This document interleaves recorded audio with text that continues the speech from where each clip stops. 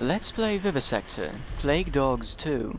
Last time I promised you one of the worst sections of the game, but in the meantime I've discovered that Kurt can plasma jump.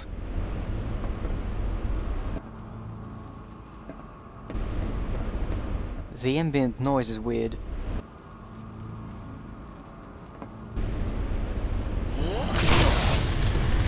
No, that's not it. If you're lucky, you might fall all the way down through the center. Yes, we are currently inside one of the craters in that foggy ice field from the previous update.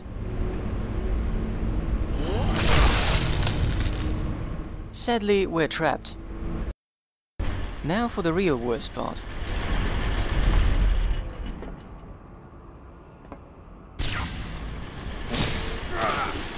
This is quite a drop, and we have to reach the bottom using ladders and narrow walkways. Now, I know I make it look easy.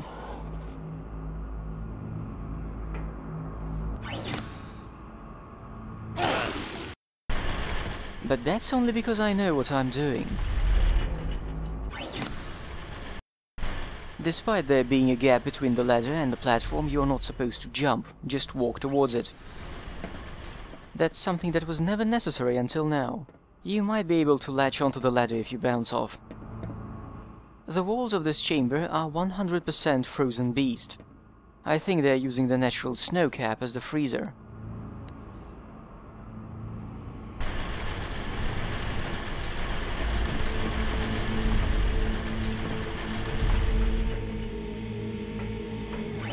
Perfect transition.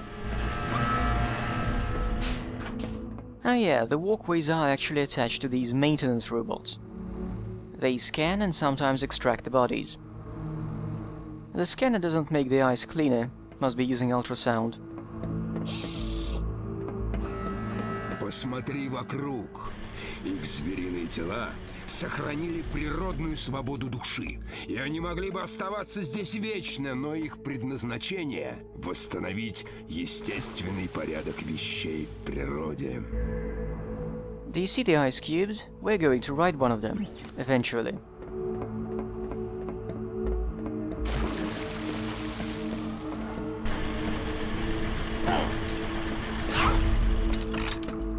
We could jump onto one of them now. But there is a wall in the way and we need to open it.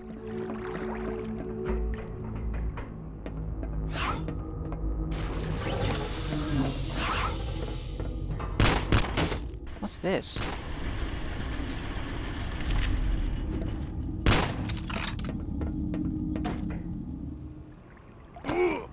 There goes another ice cube, but we missed it, and now we'll wait for the next one, until this video hits the 5-minute mark.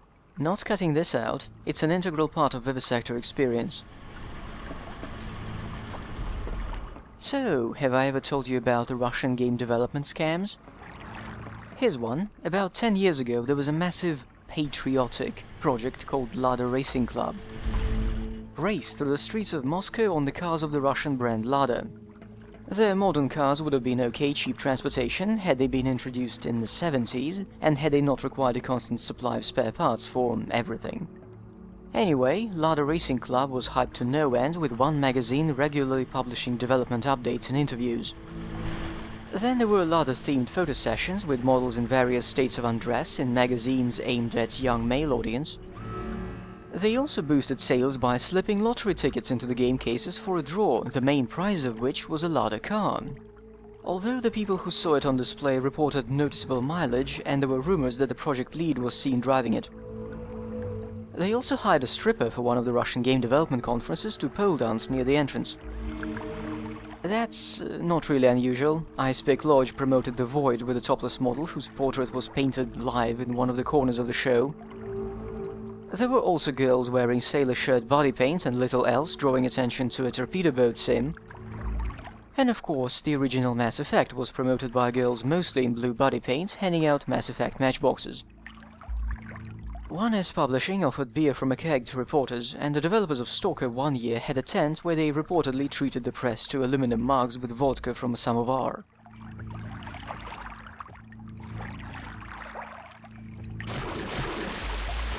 Here's our transport. Now we'll have to wait to get wherever it takes us. So, Ladder Racing Club was hyped, delayed by a few months in an announcement posted a day before the release date, finally came out and was sold to the morons. It was a marvelous piece of shit, poorly optimized even for a game that had its engine changed just before the release. The AI was shit, the physics were shit, the graphics were blurry, and you were fine for driving through the crossings on the green light. Most of the promised features, like car tuning and multiplayer, were absent. Now for the actual scam part of it. See, in Russia the PC game retailers had to compete with the pirate market, and the pirates set their prices not based on the game's budget tier, but on the number of discs it took. The same pricing system was adopted by the publishers for the dual case releases. If a game came on 2 CDs, it had double the price of a 1 CD game. Ladder Racing Club shipped on 4. Only people dug through the installed files and found a 1.5 GB blob of random data.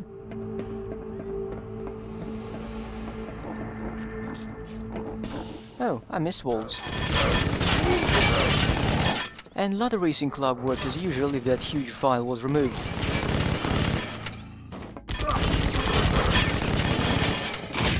What's this shit? Why not just put a door here?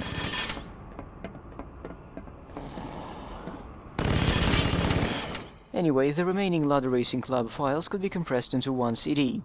So the developers and the publisher inflated the price by 300%. And that was supposed to be their flagship title. Shit, the level is falling apart again. The developers tried to BS their way out of this by saying that the junk was the data for the upcoming expansion. Only the promised expansion never arrived. Они опускаются на глубину, чтобы оказаться на вершине мира. Однажды эволюция совершила случайную ошибку, создав нелепое существо — человека. Эгоизм, тщеславие и глупость — вот ступени к трону самопровозглашенного царя природы. Законы природы нарушены. Кто-то должен вернуть все на свои места. Yes, this is the General's Ice Cube Flushing Center. Anyway, the Ladder Racing Club lottery draw never took place and was forgotten, and the promised tournament was cancelled for reasons. Here's our last new gun.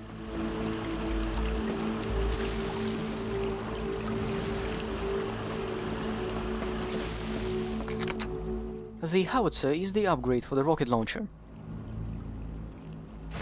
It does not offer an improved rate of fire, it does not hit harder, it does not have guided rounds. No, the howitzer is a hit-scan rocket launcher. Just like the upgraded sniper rifle in Blood Dragon. More games need guns like that.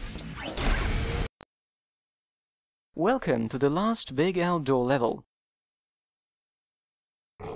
It can be extremely painful if you are unprepared.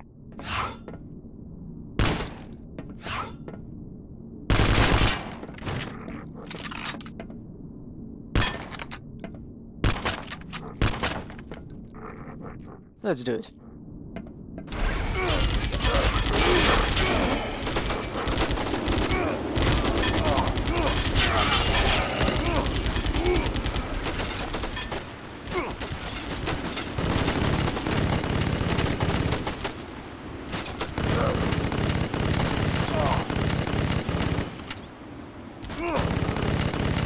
The Gauss goes through the ammo like a wildfire.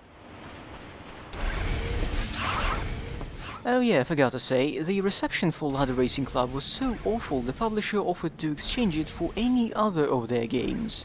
But only to people in Moscow and only for people with store receipts. The publisher was Novidisk, by the way, the same guys who helped From Software to bring their Ninja Blade to the PC, although no one really asked them to.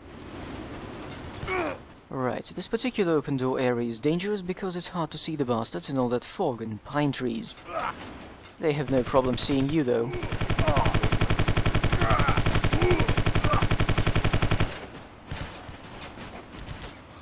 Well, since they give me a lot of armor-piercing sniper ammo on this level, might as well use it.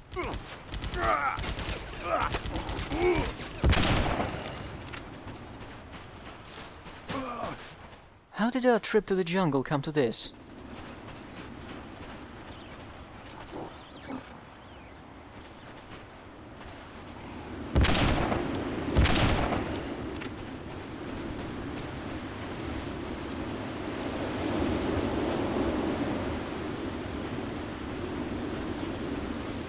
That looks like a tower in the middle of nowhere.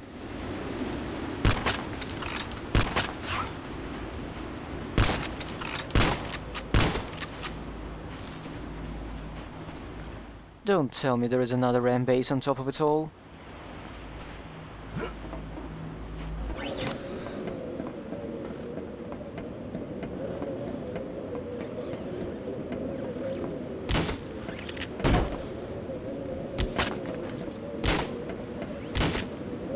Up we go.